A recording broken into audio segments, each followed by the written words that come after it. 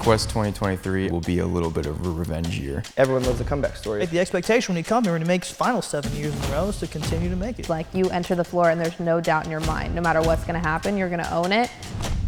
I want us all to feel like we put everything into this year that we possibly could. Are we going to get back in finals? Are we going to get to where I want to be, which is the top 10? I think it's important that this year is a statement.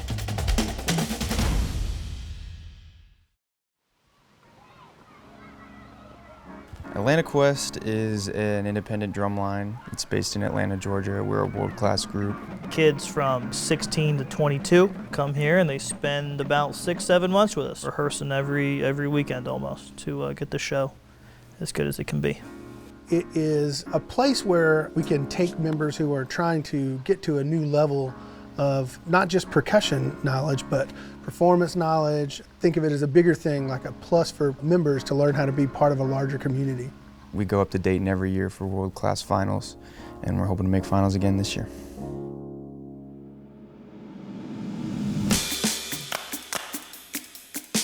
So the audition process, there are multiple steps. They show up day one and we kind of tell them about us. Say, here's Atlanta Quest. Here's how we do what we do. Here's why we do what we do. Just want to say a few things before we start the day, right? So today is about, I would say, 2 things, right? It's about you guys learning as much as you can.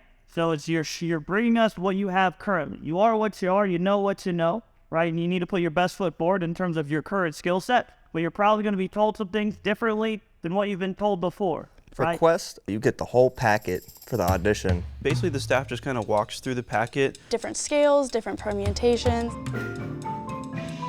We see, who's at what point. The staff gives some feedback to everyone. Any unison stuff, I wouldn't highlight unless something So when the was techs give you comments, you want to try your best to improve, like show improvement that day so they can see that you can make changes fast. So the way you improve is by self-introspection and asking yourself, what did I just do wrong? What have I been coached to do? And what mistake did I make? And then let's rectify it next time, yeah? The staff really wants to hear what you can do, like how much sound quality you can play with, how perfect your rhythms are. We just evaluate where they're at, how prepared they are, their ability to move visually, the little dance aspects we have. Roll up 2 and jump 4 and 5, 6. And then we kind of trim the list after the second week, bring back the people we think have a good chance of making the line. In week 3, we evaluate who we think's going to be the best fit. Every year we kind of decide a little bit on what type of show we want to do year to year. So we knew we wanted to do something that's a little more on the nose, had a little more narrative to it. We kick around ideas constantly. Alan and I were talking on the phone about kind of all the ideas we had run through. Nothing was really clicking. We had ideas that we loved, but when we went to develop the storyline, we kind of hit a couple snags, but this one came actually in a dream of mine. I keep this little sheet, and years ago, because I'm a big comic book nerd, I had written down Sandman. In the dream, I was talking to the Sandman, and I woke up the next morning. It made no sense to me. I was like, what was that? So I called Alan. He calls me up about this dream he had, and I was just like, this must be kismet here. So I just jotted a couple ideas down and talked to him about it. This year's show is called Bring Me a Dream. So when we talked about this show, everyone could attach to it emotionally, but it's also something that you can individualize and kind of compartmentalize what it would feel like to be inside of a nightmare or a dream that turns into a nightmare. But Zach having that idea and then speaking with Kevin and just talking about what we could do with it musically, what it would look like from a theatrical standpoint. So when they brought Bring Me a Dream, kind of focusing on the Sandman and the whole idea of stealing dreams, immediately I'm thinking 1,000 different sounds, because dreams can come from pretty much anywhere. Whole tone scales, the whole dreamscape of all of our childhoods. You can go focus more onto what that sand would sound like in different spots. Then I try to delve into, well, are there any sort of songs that immediately come to mind when I think about this? Billy. So there's a song called Bury a Friend by Billie Eilish, and it starts out with some very spot-on lyrics and then ends up with, if we all fall asleep, where will we go? And that kind of just, right there when I heard that, it was like, that has to be the beginning. The 3 of us met over the phone, met in person multiple times, talked about our goals. well, if we're doing a Sandman show, well, what happens there? What happens here? Like, how do we tell this story to the audience and make it enjoyable, but also make it an indoor drumline show that the kids can show off their talents? We had an intent to be early, have it fully designed, get it out there before the new year. We actually brought in Island, a new visual designer. My name is Island, and I work on the movement and choreography and help design the show visually. The show itself is a dreamscape. So the Sandman puts a character to sleep, our main character, and then during this time she wakes up in a dreamland. So the whole stage shifts and everything changes, and then it builds in curiosity, and then it builds in fear, and then it builds in all these characters of development through a dreamland, and then what's reality and what's not. It seemed like the staff really had a true vision of how it was going to play out. They just had a very clear vision, and that was the best part for me. And I feel like when the staff showed us that they had that from the get-go, it inspired confidence in everyone in the room. The most important thing that we had to improve was getting the kids to connect with the show, getting the kids to understand their role in the show, and letting the crowd understand the show. I'm really excited. I thought it was really well put together. There's a lot of cool moments so far, and I really like the fact that we're branching out with what you can do with a visual ensemble. I've never marched a dark show before, so I'm beyond excited. This is my 6th year with Quest, and I've been truly excited to be a performer in the show, to be a part of it.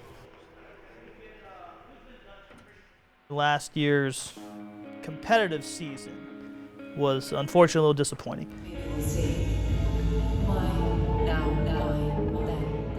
Definitely didn't finish where we like to, didn't finish where we historically have finished. We missed finals for the first time. Hell, we missed semifinals for the first time. I mean, we all saw the scores last year. We all were there in Dayton when it happened. We didn't get to perform semis or finals, which isn't something Quest has been able to say that they've done in years. After last year, I feel like we could have taken a hit in the amount of people that show up to audition with us because they think, oh, Quest, like, we're going downhill, why would I want to join them?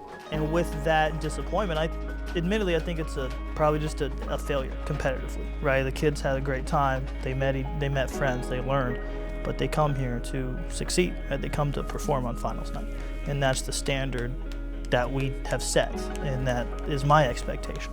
Certainly there's something we can rectify, but I think you gotta be real with yourself about what you did the last 2 weeks. I thought we made great progress, right? We broke down exercises, we broke down technique more than we have in years, and I feel like despite having a good groundwork of things to improve, I think we're all worse than where the last time was. So maybe not all, right? But as a whole, we are worse. Yes. So you gotta be real with yourself and ask yourself, did you spend the right amount of time doing the right stuff? I don't think we were better at any single thing today than we were 2 weeks ago. I would say I'm moderately disheartened because I felt like we were doing this, and now it feels like we didn't just do this, we did this. Yeah. So it's on y'all to get us back up.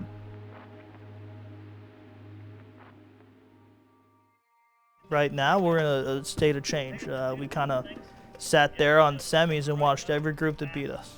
Right? We took notes. We figured what we did well, what we did poorly, what we can improve on. I would equate it to sports. Everyone can lose a game, but everyone lives a comeback story as well. I think it's important that this year is a statement in a lot of ways, just because Quest has been on the finals floor at UD basically every year. I've done it. This one's a little crucial in terms of sustaining culturally what we've already built. People in the activity know our name, they know people from it because of the culture we build. So I think more so about bringing the culture back. So I think that's what we're trying to do is, one, get confidence back in the community around here.